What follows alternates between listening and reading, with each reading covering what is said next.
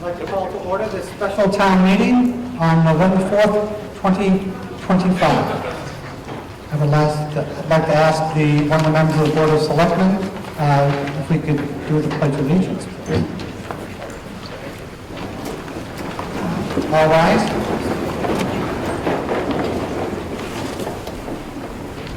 Allegiance to the flag of the United States of America and to the republic for which it stands, one nation, under God, indivisible, with liberty and justice for all. Thank you. I'd like to ask the town clerk if the warrant is legal.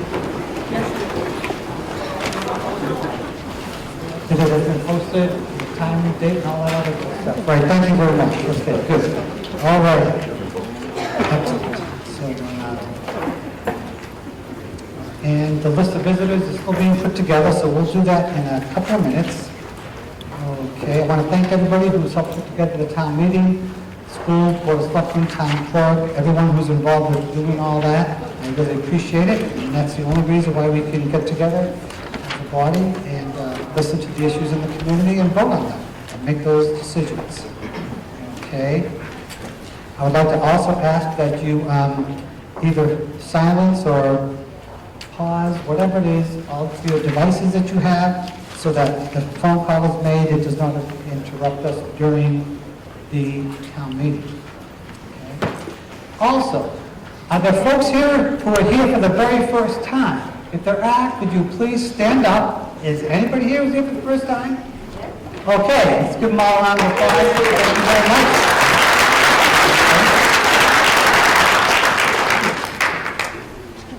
Welcome to the jungle. All right, so here's the general format of the meeting. Essentially, there's a warrant that's been posted 2 weeks ahead of time. It was on the website and posted in 3 different locations in town. There are going to be 12 articles on that warrant that we will deal with one after the other. And those those articles as motions will appear on the screen. Okay? After a motion has been made, I'll ask for a second. If it's a financial nature, I'll ask the FinCom for a recommendation or anyone else for a recommendation if that's necessary to do that. And then after that, we open it up to discussion. If you wish to speak, simply raise your hand, say, Mr. Moderator, I'll call on you. You come to the microphone right here in front of me, state your name and address, and then speak to the issue at hand. So, with that in mind, I'm going to take a little bit of a tangential thing here for just a second and talk about decorum and things like that at the meeting. Typically, when people speak, it's always one at a time and things like that. I've noticed after the last couple of meetings, I have, shall we say, been a little bit easy on being strict about that. So we need to get back to being strict about that. What do I mean? So if you speak at the microphone here, when you're finished speaking, please take a step back about a foot. That way, if someone else needs to speak, I will then call on them and then they will speak. What we do not want to have, or what we cannot have, is essentially debate between 2 individuals on town meeting floor. We typically don't have that, but I've noticed that's snuck in a little bit once in a while. It's my job to deal with that, and that's how we're going to deal with it. So if you're speaking from the microphone, when you're done, take a step back. If you have one of the handheld mics, either the Board of Selectmen or Finance Committee, when you're done speaking, just put the microphone down, and at that point, I will then call on the next speaker. Okay? And when you do speak, it is typically and essentially through the moderator, not to the individual that you may think you're having a debate with at that point in time, because that's not happening. And if it has happened in the past, I will deal with that. So, thank you very much. All right. With that in mind, obviously no personality type statements are being made on the floor. If someone speaks and you disagree with them, it's simple. You come to the microphone, state your name and address, like I said for the first time, and state what you think, how you feel, what questions you might have. And then we'll work through the process until we get to a point where we can then have a vote. Okay. Now, for those of you who haven't been here for a year or two, you might be noticing, hey, somebody gave me this little device here. This is how we vote now. We use electronic clickers. So what does that mean? Every single time we have any vote here, we will use these clickers, whether it's a vote on the motion itself, if it's a vote on an amendment, if it's a vote, let's say, to move the question, we will use the clickers every single time. Now, the way the process works with the clickers, all the motions have been set up in the computer system so that when they come up, it's going to be easy for us to vote on them immediately. If somebody makes an amendment, the process works the same way. You have to have it written in hand, you have to hand it over, but the secretary here, Susan, wonderful, wonderful lady who does a great job, she's going to type in the amendment. That has to be done before we can vote on the amendment. So that's going to take a little bit longer than it has in the past because of the electronic voting devices. That's okay, that's just part of the process and how it works. If that happens, I will explain it to you again how that process will work, okay? And also, like with every single meeting we have, when we get to the very, very last motion to adjourn and dissolve the warrant, we will still do that by a voice vote. So at the very end, we're not going to use the clickers for the very last vote. We will always do that by voice. That's my rule that I'm going to have for as long as I'm doing this. Okay. So having said that, obviously you cannot interrupt the speaker unless, let's say, you can't hear them. You just simply raise your hands and moderator, point of order. When I'm calling you, let us know what the point of order is. You have to state it quickly. You have to say what it is. You can't just start talking about something. You've got to say what the issue is. What's the problem right there? And we deal with that immediately. Okay? That's the last thing I'll say. And this rarely happens, and I'll just say it because once in a while it does. If somebody's saying something that's inappropriate, I will stop the speaker, I'll ask them to step back, I'll indicate to them what the issue is. I will then ask them if they feel as if they can continue. They have to say yes, they think they can. If they do, I'll let them back. If they don't think they can, then I'll just have them take their seat. If they can't continue, that's their second chance, so to speak. And they are appropriate, fine, we move on. If not, I will then indicate to them, you need to go back and take your seat. If they don't, I'll tell them to. If not, then they may have to be removed. We've never got past number one, okay? And I hope it stays that way. So thank you. Trying to think of this. Anything else? Do we have the visitors out of town? Thank you very much. Okay, so I'm going to, after I read the list of visitors, I will then ask for a motion to accept them. Hey, we don't need to use the clickers for that, do we? Right? We don't have a thing up there that says visitors and all that. So we will do a voice vote twice. Once for the visitors and once when we end. Okay, good. So, visitors from Weston and Sampson, J.P. Parnas, Dennis Westgate, interim town manager and DPW director, Sue Brower, assistant to town clerk, thank you. Mike Richard, also from Weston and Sampson. Mike Antonellis, land use inspector services. Steve Kirby from Vertec. Brian Winter, town council. Tony, is it Wagner? I'm sorry. Westphizer, thank you, sorry. Weston and Sampson. Paul Marchand, a visitor, he's a town employee. Lauren Graham, assistant planner. Nick Pellerini, sorry, police chief. I messed it up, I apologize. And Palmieri, thank you, Palmieri. And Matthew, is it Suarez from Vertex? Okay, thank you. All right, good. Is there a motion to accept those visitors? Yes. So move, Mr. Moderator. Thank you. Any discussion? Hearing none. All those in favor signify by saying aye. Aye. Opposed, no. Motion carries unanimously. Thank you. All right, good. So, the last thing I want to do before we begin is to test out the clickers. So everyone has a clicker in their hand. So, here's the question. Are you a registered voter in Upton? If you are, press yes. If you're not, press no. Open vote. Right? There we go.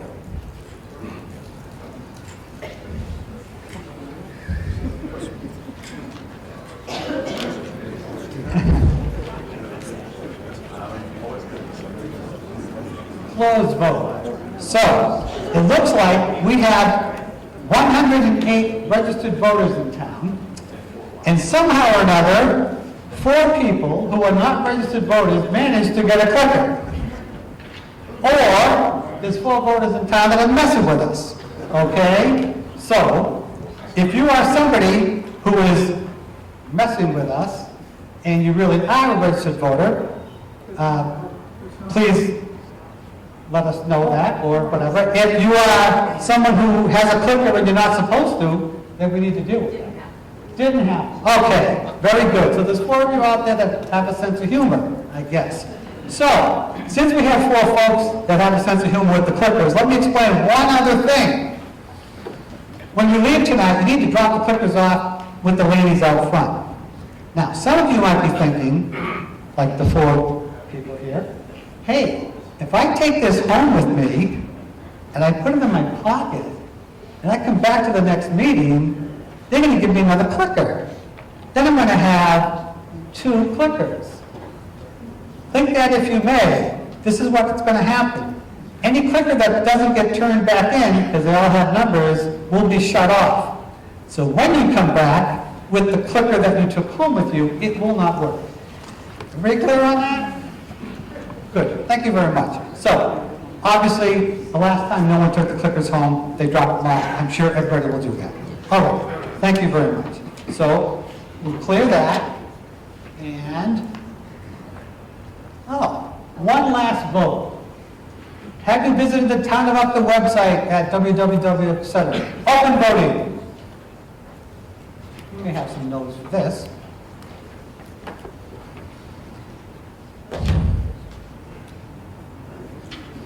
Okay. Close voting. So, 116 yes, 15 no. Okay. So, one last statement about the clickers. When we do voting with the clickers, we will give you at most 15 seconds. Okay? So, that's a good amount of time. Certainly enough time for you to make your mind up after you've listened to what the debate has been. If you change your mind, that's okay. You just have to press the other button. The last button you press is the vote that goes in. The other thing is, if you say to yourself, oh, I really didn't want to vote, I want to clear it. That can't be done. I don't know why, that's just how it works. So, you better be sure about the fact that you want to vote before you press the button. Because if you press the button, you will either have a yes or a no based on the last thing that you did. Okay. Any other questions about the voting, how it works? Okay, thank you. All right, good. So, if there are no other questions, and we have the visitors all set, let's move to, somebody have a motion for Article 1? Mr. Flaherty. Mr. Moderator, I move the town appropriate from the following accounts to pay bills for the prior fiscal year pursuant to Mass General Laws, Chapter 44, Section 64, the sum of $8,055 as follows. Fire Department, account 010022052005241830. You don't need to read every single item, Mr. Flaherty, just the number, please. Fire Department, $830. Police Department, $305. Water Department, $1,400. Town Hall, $750. Senior Center, $180. Planning Board, $2,295. Land Use and Inspectional Services, $1,147.50. Select Board expense, $1,147.50. Thank you. Is there a second? Second. Moved and seconded. FinCom recommendation. Favorable action, Mr. Moderator. Favorable action by the FinCom. Any discussion? This is Mr. Westgate here? Oh, I'm sorry. Mr. Westgate, if you could just briefly explain some things, thank you.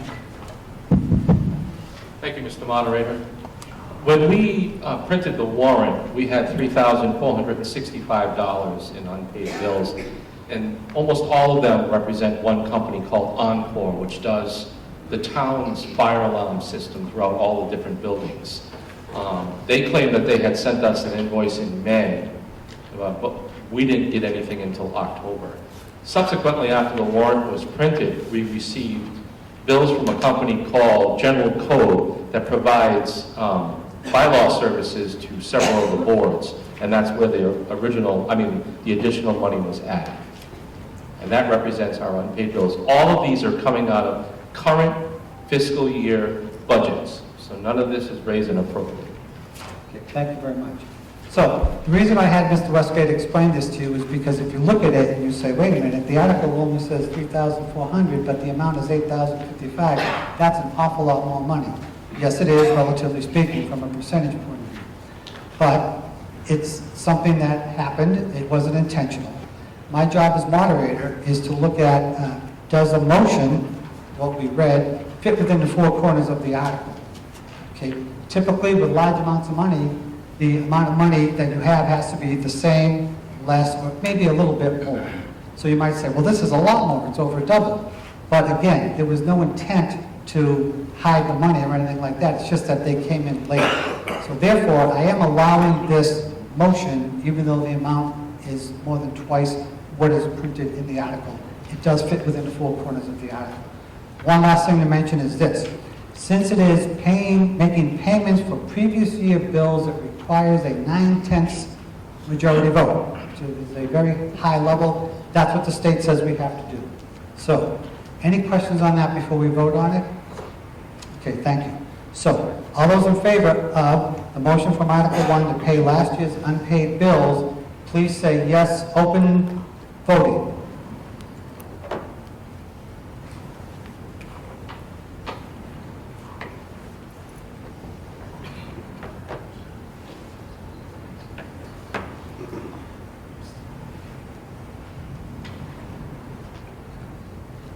Closed voting. Okay, vote being 136 to 3. The motion is carried by a 9/10 majority. Thank you very much. Okay, good. Article 2.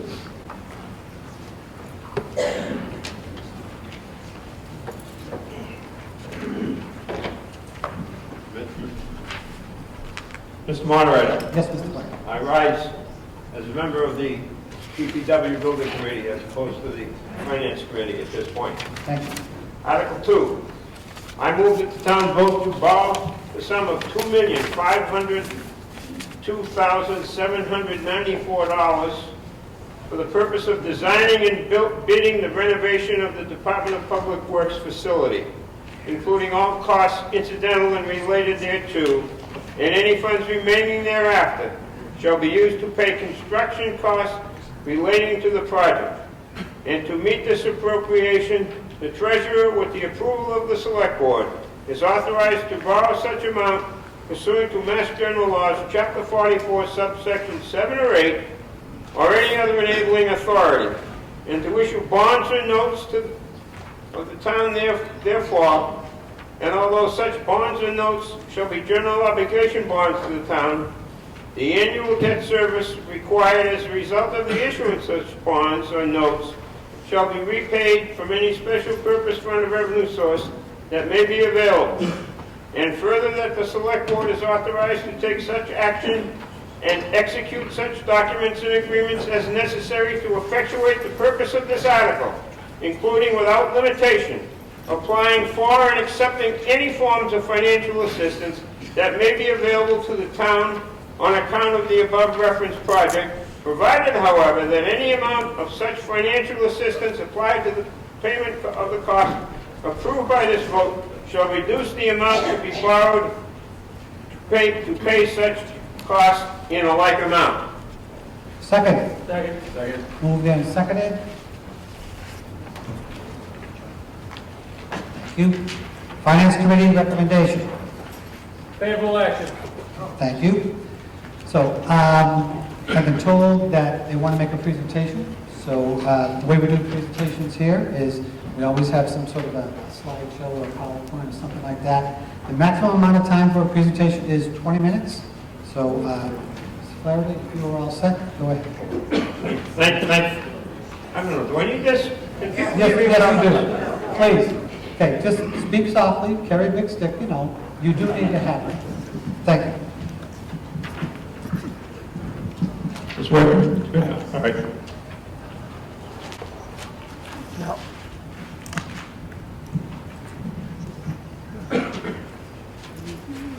Thank you, Mr. Moderator. Just to be clear, tonight you're only being asked to vote for money to bring this project to construction documents phase. We are not asking for the full amount of money for the project. As a bit of history, the DPW in the town of Upton dates to 1985, when a committee was formed to address the future needs of the town. For those of you who've been here a while, you may know that everything was done back then by Upton Fuel and Construction and Mr. Poirier. The committee was formed and numerous meetings were held for several years to find a suitable location for the building. And in a town meeting in March of '89, the town approved the language which eventually came to be an act establishing the Department of Public Works in the town of Upton. That was approved by the legislature in October of '89, and we're off to the races. We had a DPW.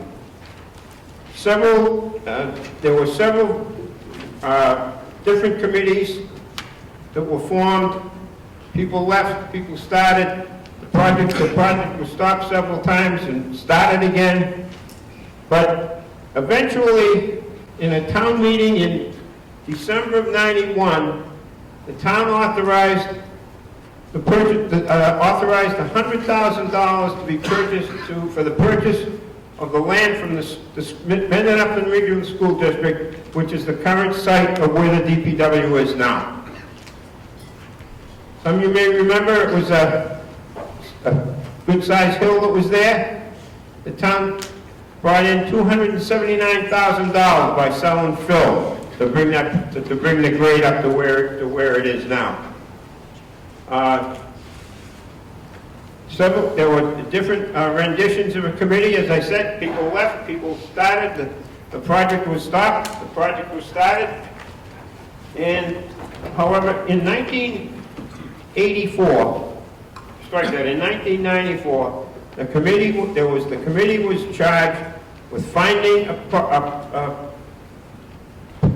plan or a building that would serve the town for 30 years. Earlier discussions with these committees, they were talking about 15 years. It was felt that's not enough. We're going to go for a building for 30 years. Okay? That money was approved. And in August of '94, they started, the money was approved. A couple years later, the project started, and the building was dedicated in October of 1995. Might just make a mental note here. At that time, the appropriation was not to exceed $545,211. So now, this brings us to today. As I indicated, the building was supposed to be 30 years. And that's where we are now, ladies and gentlemen. The committees, another committee was formed. Matter of fact, 2 or 3 committees were formed over the time. And this feasibility committee was charged with identifying these needs that you see up there. Employee health and safety issues, and update the facility to comply with current building codes and energy codes. Weston Sampson had been contracted in 2017, and they worked on this from 2021. And around that time, the powers that be decided that it would be better off to expend their energies on a library, senior center, community center. So the project, the DPW project, was put in park for that.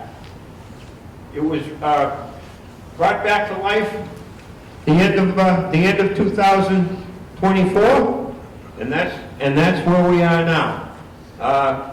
We hired Weston Sampson, who had done the previous work, and Vertex, working with the building committee to come up with a plan to upgrade these facilities, and that will be discussed as we go forward. There's one thing we have to try to remember. We can't keep kicking the can down the road. That's what we do here. We've done it before.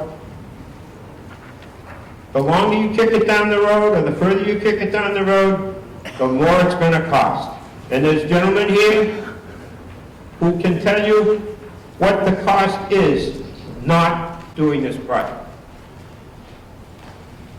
So, at that point, I'm going to give it over to, let's see what happened. You got the town manager hat on? Or What would you like me to list? Whatever one you want, sir. Mr. Westgate, there. Mr. Moderator, thank Yep. you. Good evening, everybody. Thank you for coming out.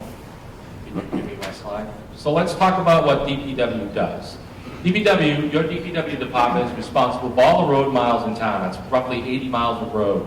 We handle all the snow and ice removal operations, provide water and sewer main break repairs, bridges, culverts, dams, catch approximately 858 catch basins we maintain throughout the town. Emergency response management, flood prevention, trimming of the trees and roadside brush. We have a parks division, a cemetery division, and a forestry maintenance division. We take care of our DPW fleet along with some other vehicles in town, including helping out the fire department. Wastewater collection and treatment, drinking water treatment and distribution, hurricane windstorm cleanup, removal of roadway hazards, and support other emergency departments. Everything that we do touches every home in this town. Why is the DPW facility needed? First and foremost, health and safety of the town employees is our number one concern. Just as bothersome is the fleet maintenance and equipment inventory is approximately 24 vehicles, and I consider this rolling stock. So anything that has an engine and a transmission with a license plate on it is part of that 24 vehicles.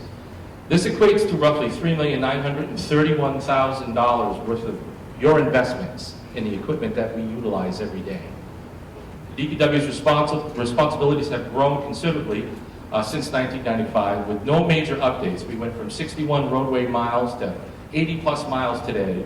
We're not in compliance with DEP regulations and risk violations or fines. The population has grown from 5,100 to 8,500. We currently have 1,600 water customers as opposed to 1,100 back when the original building was built. And we currently have 750 sewer customers compared to 470 back then.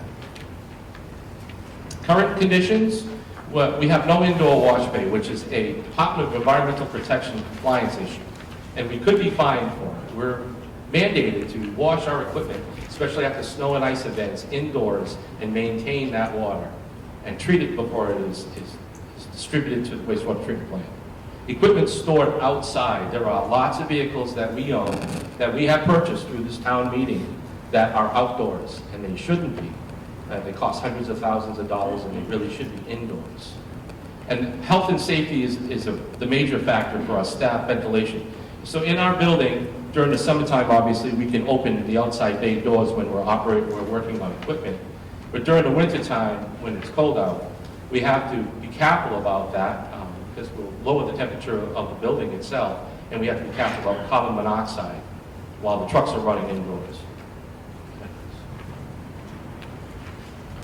Our office is located in a trailer. This is what you would consider to be a construction trailer on a temporary site where a building is being built. The R factor in that trailer for the walls and the ceiling are almost non-existent. So even in the middle of summer, if it's only 75 and breezy out, if we're in full sun, that trailer will hit 85 degrees without air conditioning. And if it's 90 degrees, even with the air conditioning, by 2 or 3 in the afternoon, it's 80, 83 degrees in that trailer. On the other hand, during the middle of winter, it's not uncommon to come in that building when it's very cold at night and find it to be 49, 50 degrees. And it doesn't get up to the 60s until the afternoon. It gets so bad when we have really cold nights consistently, we have to keep the water trickling, otherwise the pipes freeze. The garage building is past its useful life, and it is too small. As you can see, there's quite a bit of equipment that we keep out under tarps, under a lean-to, and some outside. The salt shed currently doesn't fill our needs, and it will have to be a future issue. In our original design, we were looking at replacing this, but to keep the cost down, we've elected not to replace this right now and consider it as a future step.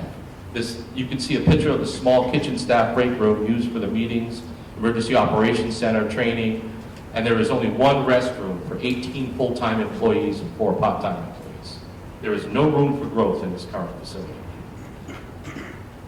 To date, we have completed a survey, wetlands delineation, we've done a space needs assessment, hazardous material survey, existing building survey. We've taken a look at our complete vehicle, equipment, and inventory to make sure we have enough room to hold it all. We've done our geotechnical investigation and report and a site plan for building layout options. This is the current DPW. The building you see on the right says vehicle garage. Maintenance and staff support is roughly 9,000 square feet. There is a fabric storage shed behind us where we try to keep some of the equipment. You can see the trailer down the bottom and the salt shed off to the left. This is the proposed plan that addresses the core needs of the DPW. This increases the square footage from 9,000 to 21,000. Our original program had it at 30,000 square feet, but the price tag was just too much. So we elected to go with just the core necessities to keep us compliant with all of our codes, regulations, and the DEP. There's a vehicle maintenance proposed addition, administration facilities to get rid of the trailer, and a wash bay. You can see future storage canopy down in the left-hand corner. And this addresses all of our health and safety issues. Right? And at this point, I'm going to turn it over to Steve Rackett. So the milestones for this project tonight, we're asking you to vote for the detailed design funds, which would help the architects, which would enable the architects to do the detailed design drawings for the building. If that's approved, then at the annual town meeting next May, we will ask for construction funds. And I'll give you the numbers in a second. If the construction funds are approved, then we would have to have a ballot vote. You'd have to go to the polls and vote. That would probably happen in June. If the ballot question is approved, then we could prepare bid documents and get bids from general contractors in the summer of next year, and the construction would probably start in August and probably finish the end of December 2027. What we're asking for tonight is the architect's fee, the owner's project manager's fee, a bunch of soft costs which are outlined at the bottom, and a contingency fund. So the total amount that we're asking for tonight is $2.5 million. So the detailed design. Sir, you don't have the floor, sir. Sir! No, wait, shut it down. Sir, sit down or leave. If you get up one more time and you interrupt the speaker, you will be asked to leave, sir. I didn't interrupt. No, you did. Mr. Rackerton, continue, please. So the detailed design cost is $2.5 million, and the expected construction cost is an amount that will not exceed $17 million.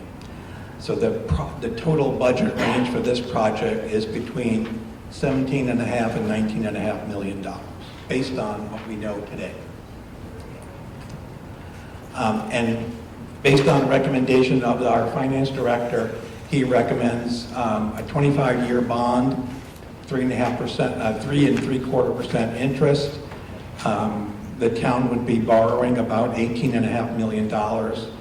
There are possible other funding sources, which I'll mention in a second. And based on those numbers, if you have a property that's assessed at $750,000, the impact to your real estate tax would be about $116 per quarter. So the possible other funding sources. First is if there's money left over from the what we're asking for tonight, for schematic design funds, that money would be used to lower the amount that we have to borrow. And second, when the building committee designed and built the community center, the building committee for that project was very aggressive at managing cost, and we wound up completing that project with a surplus of almost $500,000. So the town has $500,000 that we can choose to spend, some or all of it, whatever, to offset the construction costs for this project. Okay, Chris. So last, this proposed project meets the minimum requirements for the DPW. And like Dennis said, the number one priority is providing the employees who work there a safe, healthy environment in which to work. The project will address all of the outstanding code compliance issues, electrical, plumbing, HVAC, address the state's wash bay regulations, and make the building ADA compliant. And what it also does, it protects our significant investment in equipment by providing space for indoor storage. Imagine if we kept our fire trucks and ambulances outside during the winter. Imagine what that would do to them. It has the same effect on the equipment that the DPW uses. And last, this project also allows for a little bit of future expansion if that's needed.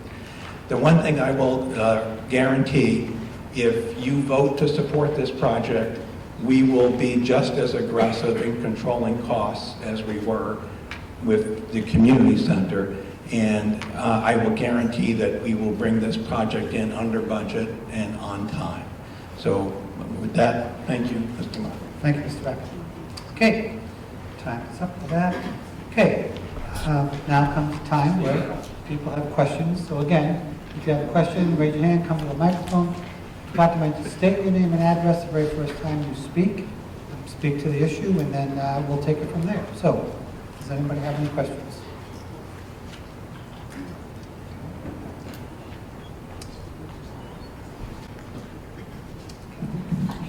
Kathy Robertson, 59 Fowler Street. I just want to say, as someone who is hoping to retire in the near future, I'm not enthusiastic about increasing my tax payments to the town. But I have strongly supported this project for years, even when it went into hiatus. I am always impressed by the caliber and the diligence of the people that we have working for the Department of Public Works and the work they do with the town, the tolerance they have shown to me personally when I accost them when they're working near my house. They do an amazing job in the wintertime. They do an amazing job after the storm, and I think that their health and their safety is paramount, and we need to show them the respect that they deserve. Also, as someone who has come to the town meetings, I think every single town meeting for the past 5 years, it seems every year we put off the acquisition of the new piece of equipment because the department is able to hold them together with duct tape and chewing gum. And for them to be able to continue to do this while they continue to be exposed to the elements is just wrong. So I strongly support this, and I hope the town does as well. Thank you very much. Any further discussion? Questions? Sir? You come to the microphone, please. Sir, you need to come to the microphone if you wish to speak. You need to come to the microphone, sir, if you wish to speak.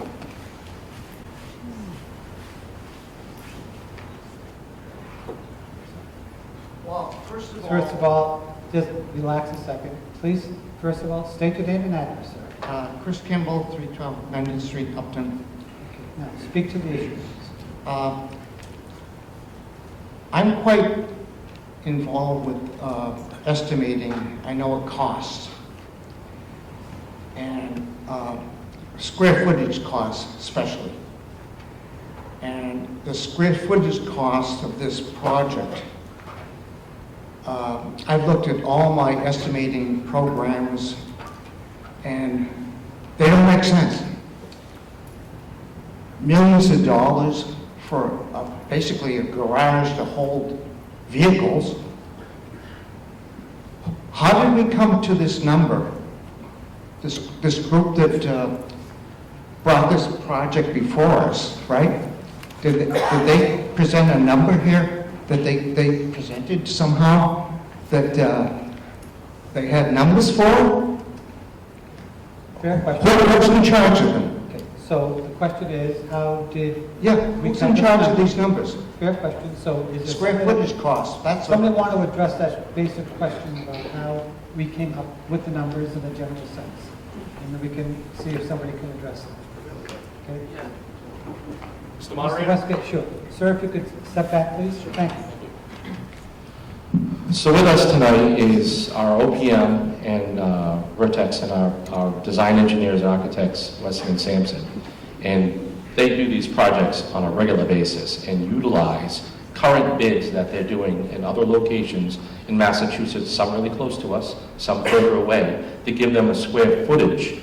And they estimated about 850 per square foot is about our estimate, based on what the bidding atmosphere has been for buildings of this nature.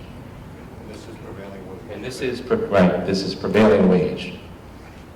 Is the $850 a square foot for a garage to hold a building?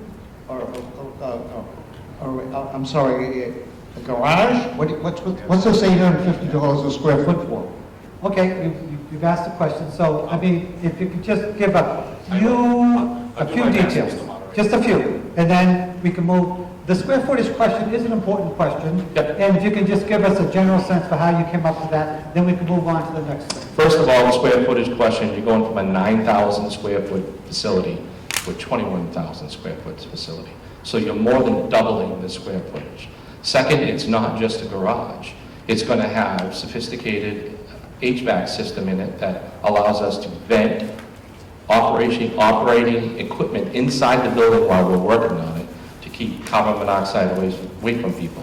It will have an indoor wash bay so that you can pull equipment in, and that is a law by the Department of Environmental Protection. It's not a wish list, it's what we're required to do. Okay, thank you. So, sir, unless you have a different type of question to ask, I don't have any more questions. I'm just saying, I think you're getting a lot more to pay for something that you really don't need. thank you. Okay, ma'am? Name and address, please. Hi, my name is Fraser Banya. I'm at 123 Glenview Street. Yeah. I was just looking for... Yeah, move a little bit closer, thank you. Hi, my name is Fraser Banya. I'm at 123 Glenview Street. I was hoping to get a little more information on to contextualize the architect's fee, which seems very high. I wondered if there was information on how that compares to the architect's fee for the community center, or if there's any other information about how that compares. Okay, architectural fees, how do you come up with the number, comparing it to other things? I don't remember the architectural fees. Sure. I think that's a fair question. Mr. Westgate? Yes, good, thank you. So it's an industry standard percentage, so generally speaking, anytime we have a project like doing the Grove Street Bridge, or when I did the Fowler Bridge, or when we did the community center, there's a certain percentage that is allotted for your OPM and for your designer architect. In addition to that, we follow 149.7C procurement law for putting these buildings up, so they require sub-bids, sealed sub-bids, DCAM approval, and prevailing wages. It's a lot more complicated for a municipality to build something than it is for a private individual. We have to go through an awful lot more hoops and hurdles that is mandated by law. Thank you. Yep. David Lazarus, I'm on the DPW Building Committee. Also capital budget, have been involved on the feasibility and also this project with the Building Committee. I think one of the things that I think a lot of folks in the room need to realize, like I said, this has been a 10-year effort. It is completely in line with what is needs for the DPW. The original facility was not built of a size to accommodate the growth that we have seen over the last 30 years since it's been in place. And I think more importantly, I think a lot of people think that we're just going to put on just an addition. The existing building has to be completely reskinned, re-roofed. It's going to be redone. So the project is larger. The budget numbers that you see up in the article give the committee the ability to work to negotiate all that. I think Steve Racketson did a good job in talking about it'll be our job as a committee to really work hard to negotiate to get the value for the taxpayer and to pay attention to everything we can. And unfortunately, it is more expensive in the Commonwealth of Massachusetts to do public work. And you know what? I forgot to ask about capital budget committee recommendation. Unanimous favorable action. Thank you. Okay, good. Any other discussion, questions by anybody? Okay, so seeing none, so one thing to keep in mind, this does require a 2/3 majority vote, okay? And that being the case, all right.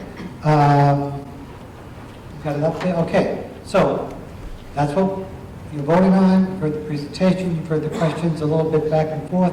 So, open voting.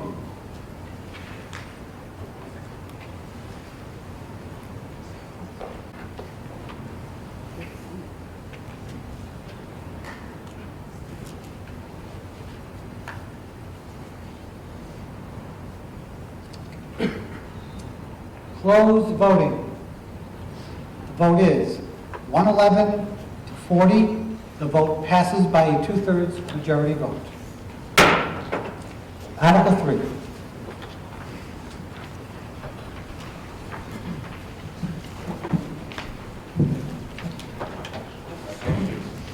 Bill Taylor, 211 North Street.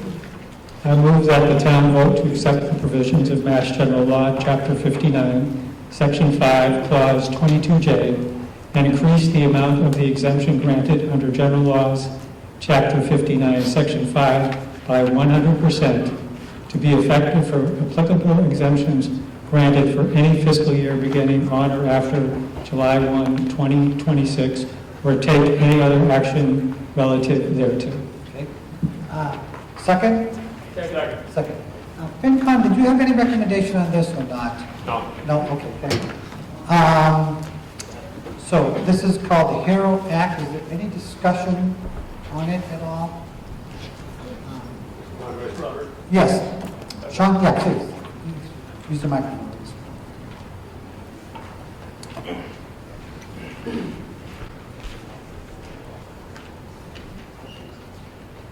Sean Craig, 8th Thayer Street. First, I heard a little bit of discussion about a changing of hats for Paul Flaherty and Mr. Westgate. I bought a hat.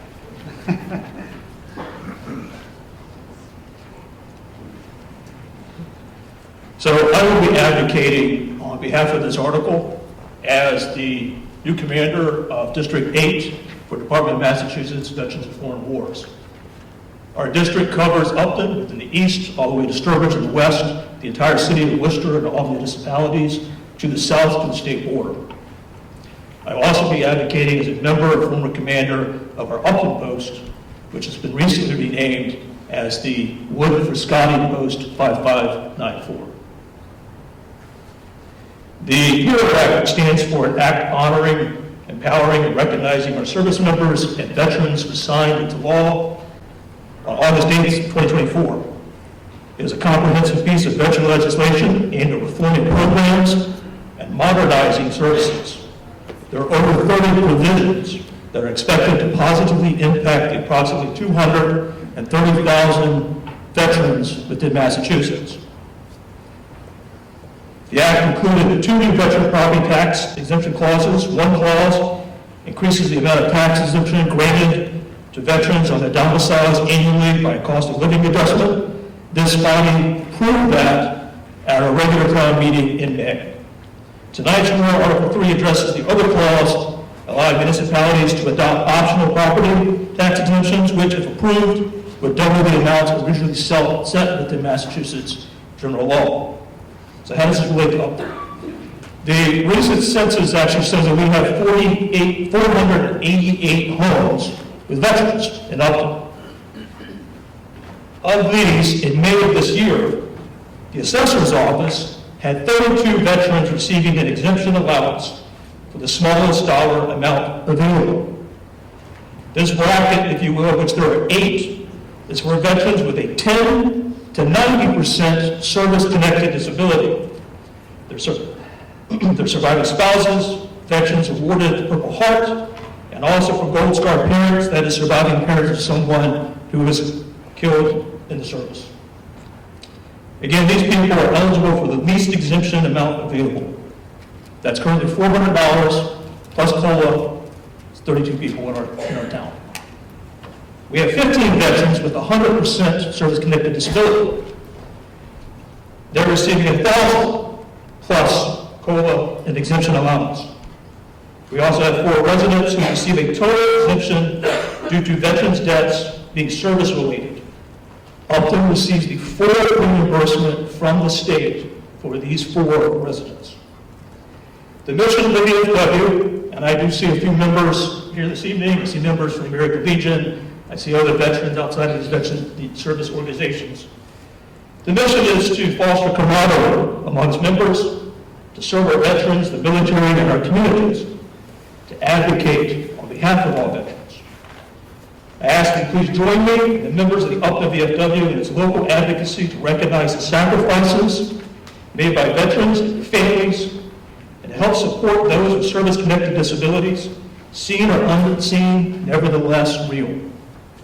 Support these veterans, their surviving spouses, their children, and our Gold Star families. Thank you. Any further discussion? Okay, seeing none, let's open voting.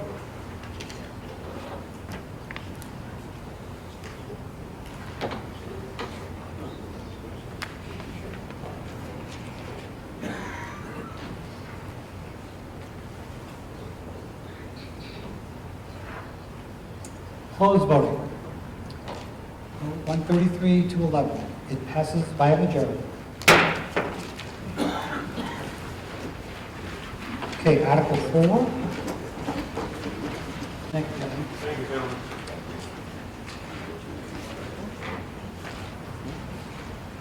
This is a petition article. Well, petition article, not a citizen's petition article, but it's an article that says petition article. This happened. Article 4, Fire Chief Age Exemption. I move that the town vote to authorize the Select Board and/or Town Manager to file with the General Court a petition for special legislation to allow Fire Chief Michael Marchand to work past the mandatory retirement age of 65, substantially as follows. Section 1, notwithstanding any general or special law to the contrary, Michael Marchand, Fire Chief of the Town of Upton, may continue to serve in that position until reaching age 70, the date of his retirement, or the date he is relieved of his duties by the Select Board and/or Town Manager at its discretion, whichever occurs first, provided, however, that he is mentally and physically capable of performing the duties of his office. The Select Board and/or Town Manager may, at the town's expense, require that Michael Marchand be examined annually by a physician designated by the Select Board and/or Town Manager to determine such physical and mental capacity to perform the duties of his office. Section 2, no further deductions shall be made from the regular compensation of Michael Marchand pursuant to Chapter 32 of the General Laws for service subsequent to his reaching age 65. Upon his retirement for supernation, Michael Marchand shall receive a supernation retirement allowance equal to the allowance that he would have been entitled to receive had he retired upon reaching age 65. Section 3, this act shall take effect upon its passage, provided that the general court may make clerical or editorial changes of form only to the bill unless the select board and/or town manager approves amendments to the bill before enactment by the general court, the select board and/or town manager being hereby authorized to approve amendments which shall be within the scope of the general public objectives of the petition. Okay, is there a second? Second. Seconded?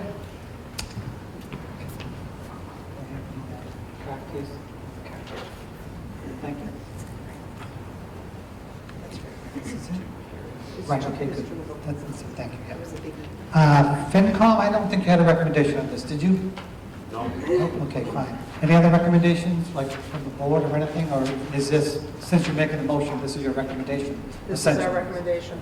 Okay, thank you. Okay, good. Any discussion on the motion? Okay, this does require a majority vote, so let's open voting.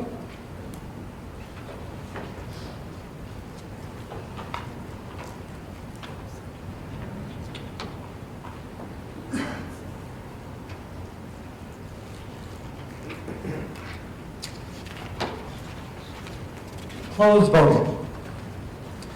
Vote is 126 to 25. The motion carries by a majority. Article 5. Sorry, I've got to turn them. Mr. Moderator, the select board moves to pass over Article 5. Second. Okay. Is there an easy way to do this for you or not? So I didn't even think about it. That's what this is. You guys chat about that more. We'll get this. Thank you. So for those of you who are new to the town meeting, but you know there are some of you, a motion to pass over something means that we don't want to address the question at all. We don't want to vote in favor of it or against it, we're just not going to deal with it. But the reason why we have a motion to do that is because in case there's somebody who says, no, I really do want to deal with that article, and make it a motion and so on. That's why we discuss it. Okay? So while I'm explaining that to you, so from a technology point of view, are we all set on this? So what we'll do then, when you vote, it's not voting for the motion, it's voting to pass over this motion. Does everybody understand that? Okay, all right, good. So, are we all set? Okay. We all set down there technology-wise? Okay, great. So, open voting.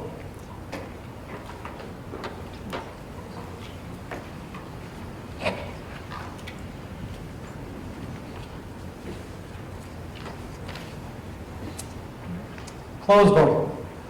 Vote is 112-23 to pass over, so we will pass it over. Okay. Article 6. I move that the town vote to transfer from free cash, subject to the certification thereof, the sum of $5,283 for the purpose of purchasing 5 portable radios for the police department, including all costs incidental and related. Okay. Second. Second, moved and seconded, FinCom recommendation. Favorable action. Favorable action by the FinCom. This is one of those good old-fashioned regular motions. We're going to buy something for a department. Nothing too complicated about it. So any discussion? Okay, seeing none, open voting.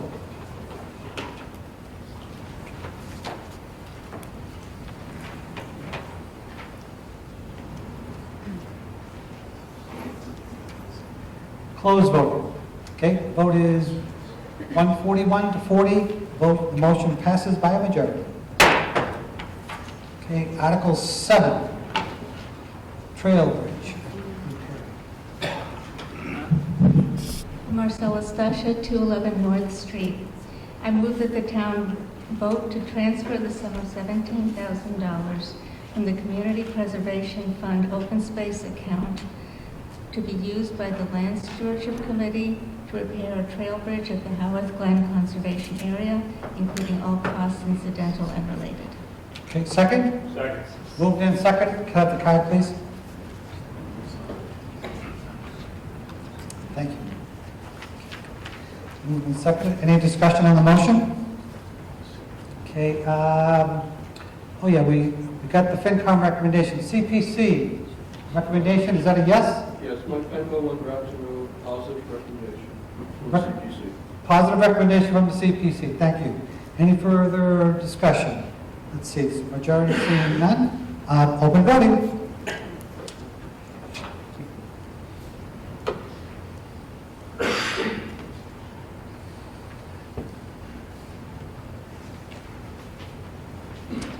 Close voting. Vote passes by a majority, 112 to 24. Okay, Article 8, zoning bylaw change. This does require a two-thirds majority vote. Ms. Roberts. Kathy Robertson, 59 Fowler Street. I move that the town vote to amend the Town of Upton zoning bylaws, Section 300-3.1, Table of Principal Uses, and Section 300-10.1, definitions as printed in the warrant. Okay. Second? Second. Moved and seconded. Have the card, please. Thank you very much. FinCom, you don't have a recommendation on this, right? No, sir. No, okay. Thank you. Mike Antonellis, Director of Land Use and Inspectional Services. So I don't have a formal presentation for this. The article is as presented in the warrant, the relatively small changes to the verbiage that's being proposed for the bylaw amendment. So, zoning bylaw amendment for microbreweries. There was a local brewery in town, I'm sure you guess which one, that expressed interest in expansion to me. So they're running out of space in their outfit there and would like to stay in Upton, but they don't have the space on their current parcel. Now, I just want to clarify, there is no proposed development or anything that is current before the town. This obviously is a vote to change your zoning bylaw. It is not a vote in support of any one particular business or in favor of them. So I just want to clarify that. But their interest was specific to brewing only. Now, what this did was expose a problem within your zoning bylaw, because in your zoning bylaw, it states that any use not specifically listed in the table of principal uses is therefore prohibited. So in order to allow for even the contemplation of introducing a new use in town, you need to amend your table of principal uses. Obviously, the table of principal uses, I'm sure we're all comfortable with, it is a list of uses that are allowed that are categorized by, institutional use, commercial use, and things like that. So you as the town need to create a brand new use and put that in there. So in the warrant that you have, should have in your hands, you'll see a clip of the principal use that shows microbrewery and then by zoning district. So those are the changes that are being made. They're very small, like I said, in nature as far as the verbiage. So when this first came to me, I obviously reviewed the bylaws. The closest use the town had that would allow for only the brewing portion of a brewery was light manufacturing. So in your commercial and industrial districts, light manufacturing is the only thing that would come close to fitting into the category of brewing, or brewing fitting into the category of light manufacturing. We were not comfortable with stretching that definition in order to encompass such a specific use, which is why, again, this is before you tonight. So the solution, as I said, is to create the new use, to put it in the table of principal uses. It will be allowable by special permit only, and only allowed by special permit in your business districts. So not in your residential districts, obviously, in your business districts, commercial, industrial, general business, the Upton Center Business District. Those are all along Route 140, where you have your businesses. Thank you. I'm getting to wrap it up, Sam. You might just move in and move the question right. So yeah, I'll leave it there then. I mean, this is, again, I'll just elaborate on special permit. It'll go, anyone who wants to introduce this use to town will have to go see Mr. Bill Andrews here in front of the zoning board to get a special permit. It is not by right, you cannot just get a building permit and you're set. A special permit for the use before the zoning board, and absolutely, without a doubt, anything that gets that special permit will also require a site plan before the planning board. So I'll leave it at that. Before you go, I just have a logistical question. On the chart here, it says BA. What does BA mean under G? I think that's what you're talking about. Yes, BA stands for Board of Appeals. So Oh, okay. I believe you're looking in the table. Right here. A little table that's in the warrant, where it says BA, because those are the three sections you talked about. Yes. General business, CNI, UCBD. Where it says BA, BA means a special permit issued by the zoning Board of Appeals, Got BA, it. Board of Appeals. Thank you. Okay, good. So that's where it comes from. Special permit is in that particular part. Very good. Any questions on this? Okay. This does require 2/3 majority vote. Do you have a question?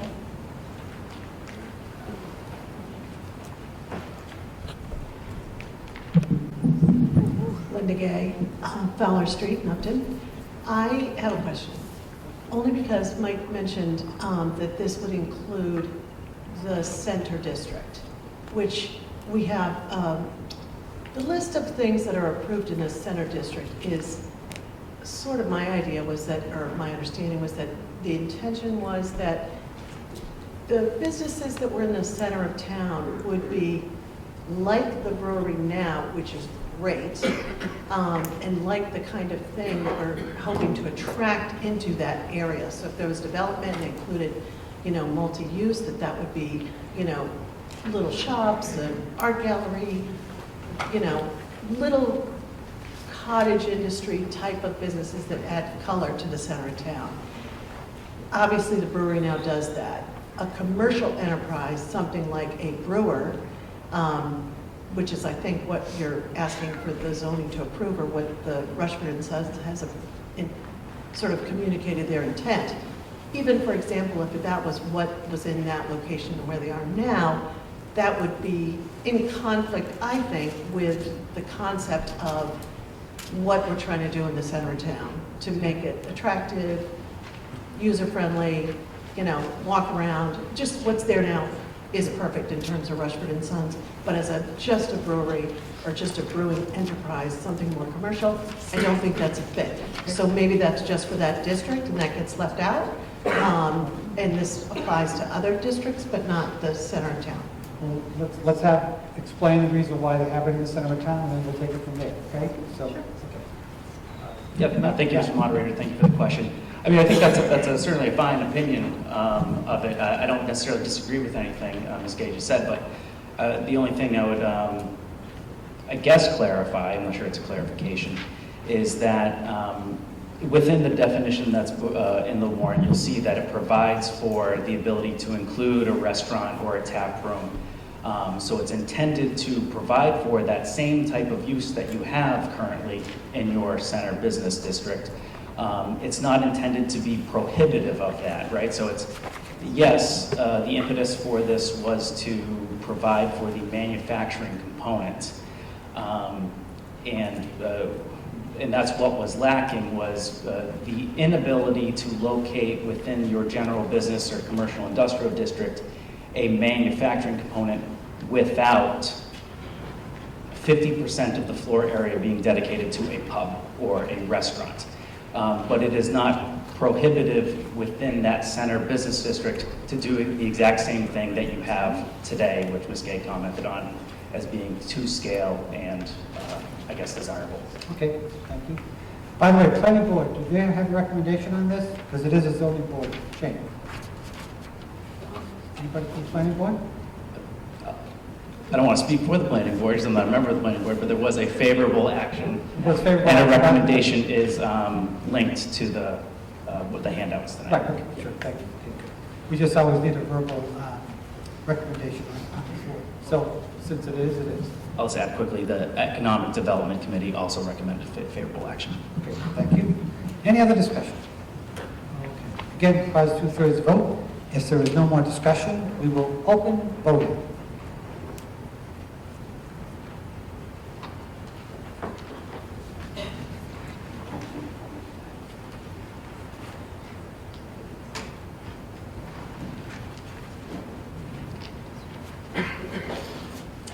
Closed voting. 117 to 28, it does pass by a, well, 118 to 28, does pass by a 2/3 majority vote. 9, fire station vehicle drainage repair. Brett Simons, Barber's Path. I move that the town vote to transfer from free cash, subject to the certification thereof, the sum of $289,000 for the purpose of repairing the interior floor drain at the fire station, including all costs incidental and related. Okay. Second. Moved and seconded. Thank you. FinCom recommendation. Favor, Mr. Moderator. Reversed by the FinCom. Any discussion? Capital budget, right? Capital budget favorable. Thank you. Okay. Anything else? It does, this does not require 2/3, it's a majority vote. Okay. Any discussion? Seeing none, open voting.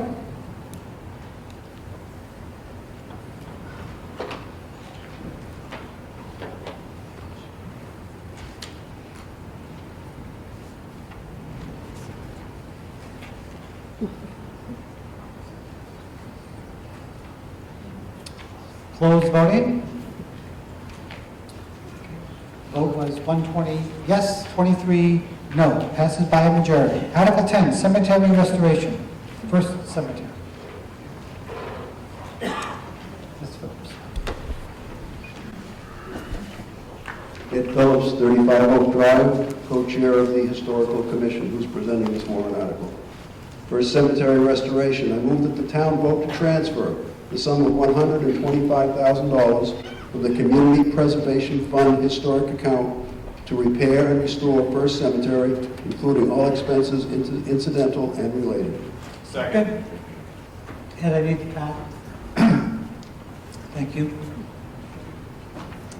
FinCom recommendation? Favor, Mr. Favorable Moderator. action by the FinCom. CPC recommendation? Favorable recommendation. Favorable action from the FinCom, excuse me, from the CPC. And that's it. We don't need a capital budget. We in favor also. Okay, great, thank you. So all the different committees are in favor. Any discussion? Okay. Let's open voting.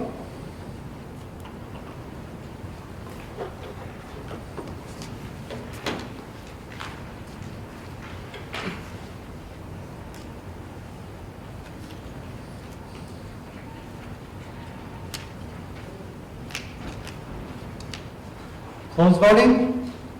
Vote 129 to 15. Before we get to Article 11, I just want to say, if you haven't had the opportunity to go to the First Cemetery, it's a very worthwhile walk to take with your family. It's very moving. Think about all the folks who were here during the Revolution and so on. So, that's that. Thank you. Okay, Article 11. Athletic Field Project. I move that the town vote to transfer the sum of $100,000 from the Community Preservation Fund's open space account for the Mendon-Upton Regional School District Athletic Fields project, except for the purchase and installation of an artificial turf service, including all expenses incidental and related. Second. Moved and seconded. FinCom recommendation. Favorable. Favorable. CPC recommendation. Favorable recommendation. Thank you. Someone could just briefly state, this is something that's going to happen every year for 20 years or something like that? Did somebody want to make a comment on that or not? Yes, Mike Nichols, CPC, if you can hear me. Yes, the intent is... Please come to the microphone.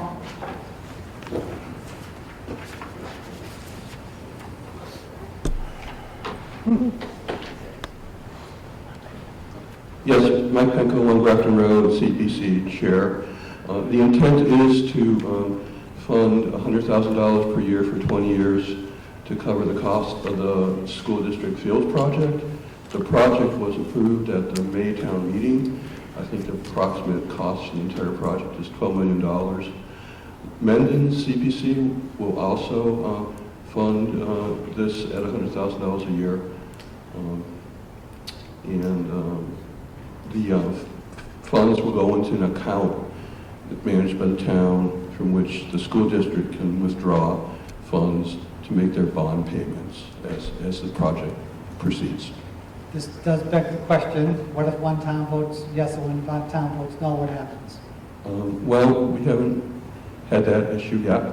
Mendon has already approved the first $100,000 for, we did have a joint meeting with the Mendon CPC back in April to kind of discuss this whole issue, and I imagine if things change in the future, we would have another discussion with them.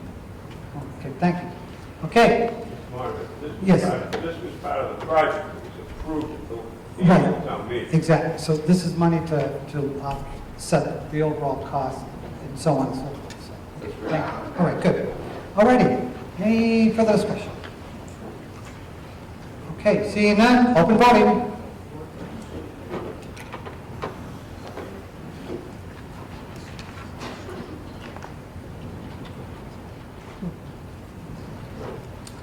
Close voting. 106 to 29. Passes by majority. Article 12, Town Hall roof replacement. Article 12, Town Hall roof and building repairs. I move that the town vote to borrow the sum of $3,390,000 for the design and replacement of the town hall roof, brick and mortar repairs, window glazing repairs, and foundation repairs, including all costs incidental and related thereto, and that to meet this appropriation, the treasurer, with the approval of the select board, is authorized to borrow such amount pursuant to Mass General Law, Chapter 44, subsection 7 or 8, and Mass General Law 44B, or any other enabling authority, and to issue bonds or notes of the town therefore.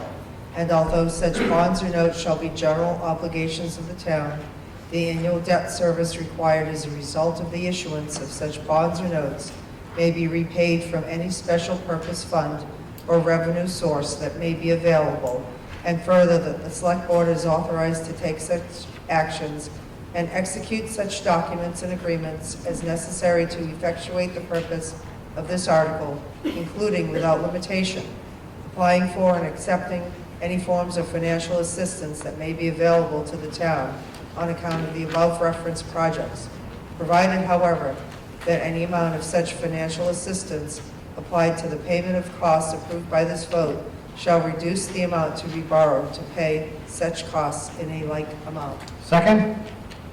Second. Moved and seconded. FinCom recommendation? Ms. Margaret, the FinCom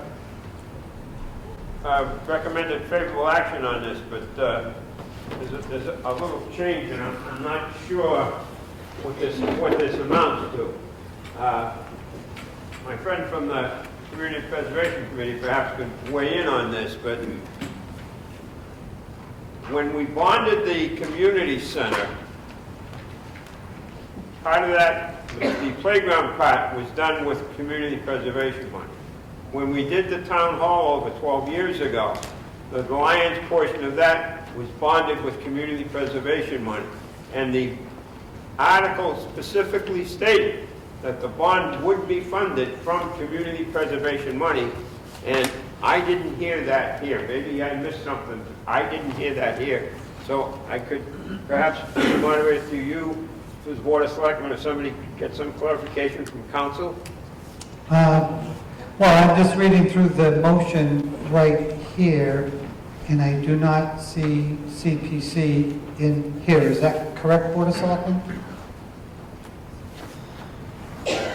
Thank you, Mr. Moderator. It was my impression that CPC was going to pay the note on this as they did in the original modifications to the town hall. And this was passed along to bond council when we put the language together. So I would have to refer to our attorney if there is an issue with CPC doing this based on the language that's presented.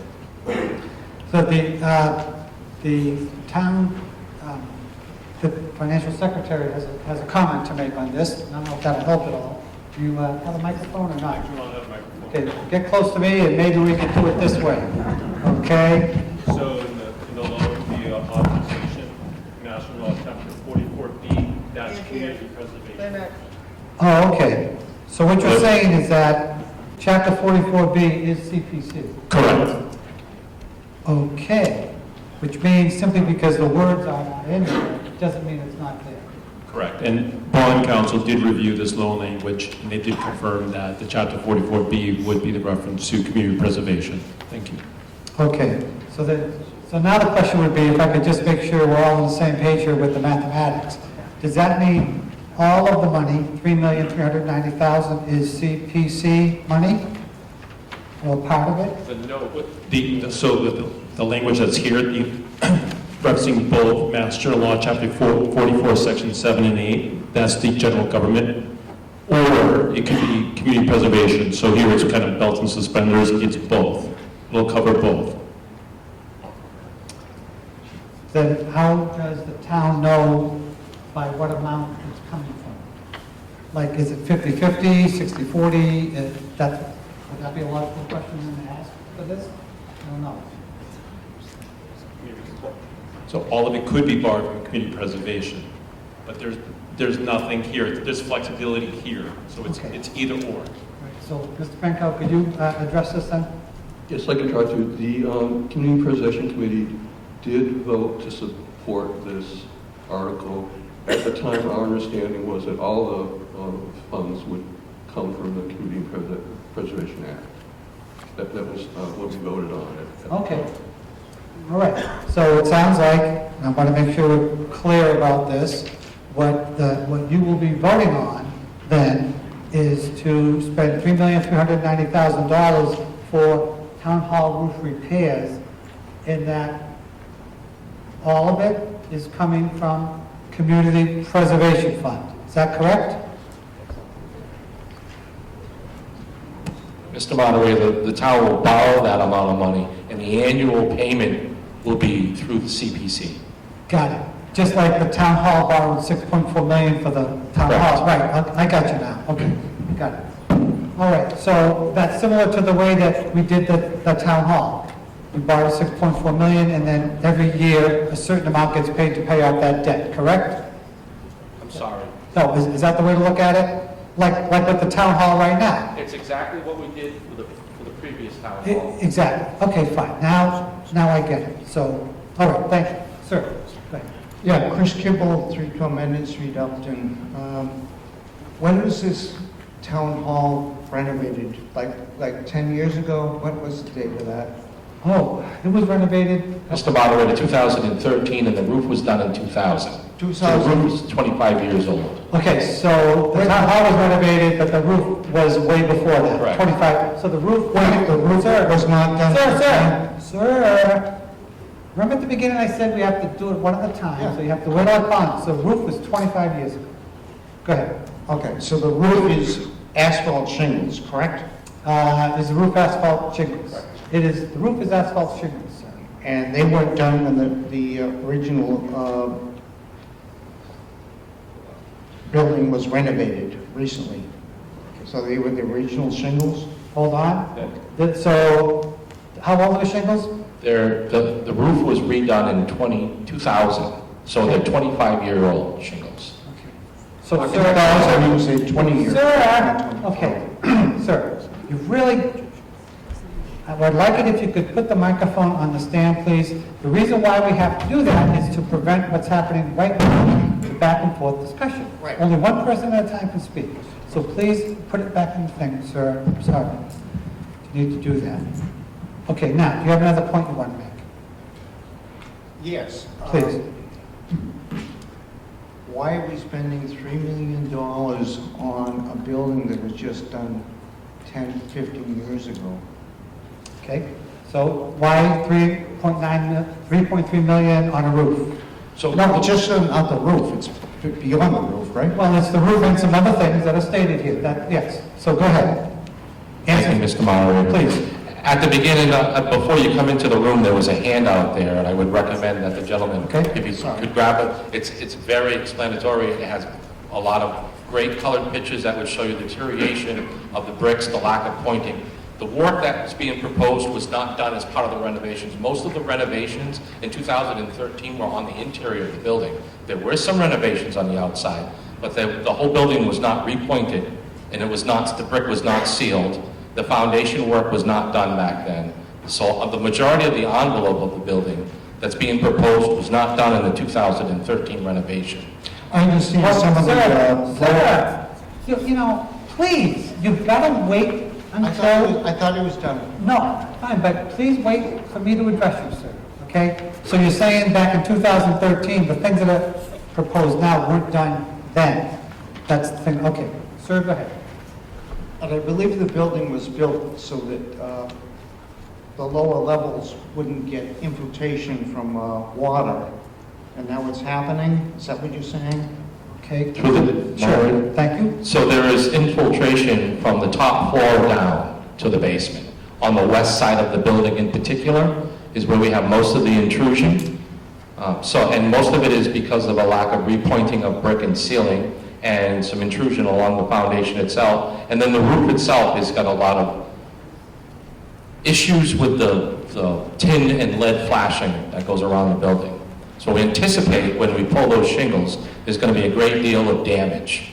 Okay, fine. Sir, anything else? I guess I just have to say that I'm a estimator for buildings as far as work needs to be done, roofing, brick work, whatever. And this number is just astronomical. It doesn't make sense.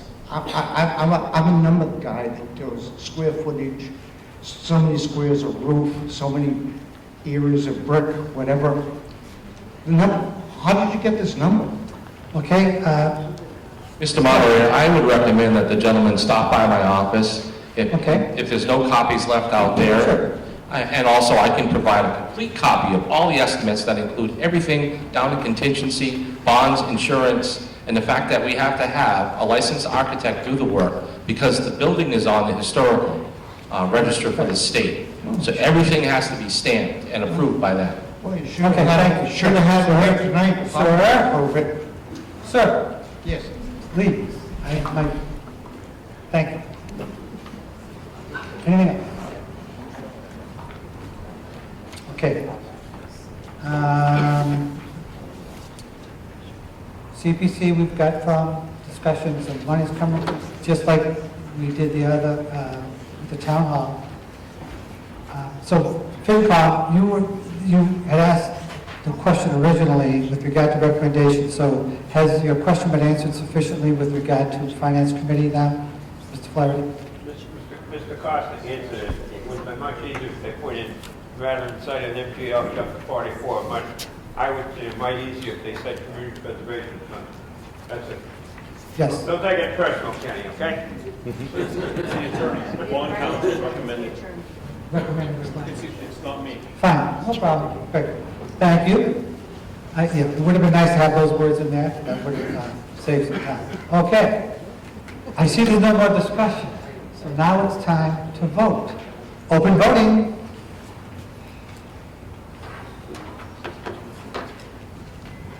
Two-thirds majority.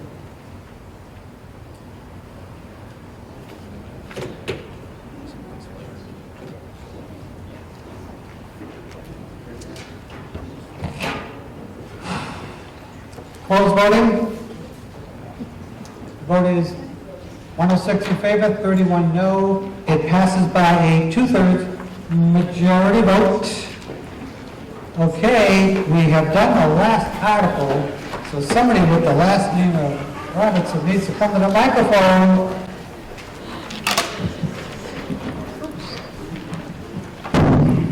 Kathy Robertson, 59 Fowler Street.